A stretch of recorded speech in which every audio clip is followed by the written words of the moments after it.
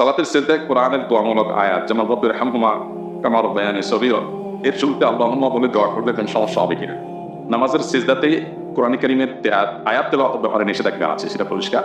তবে এর পাশাপাশি এও আছে যে নামাজের মধ্যে সিজদাতে বান্দা আল্লাহর সবচেয়ে কাছে চলে যায়। আকরাবু মা ইয়াকুনুল আবদু মির রাব্বিহি ওয়া হুয়া সাজিদ। বান্দা আল্লাহর সবচেয়ে বেশি নিকটে চলে যায় সিজদারত অবস্থায়। নবী সাল্লাল্লাহু আলাইহি ওয়াসাল্লাম বলেছেন, তোমরা সিজদায় আল্লাহর কাছে বেশি বেশি দোয়া করবে।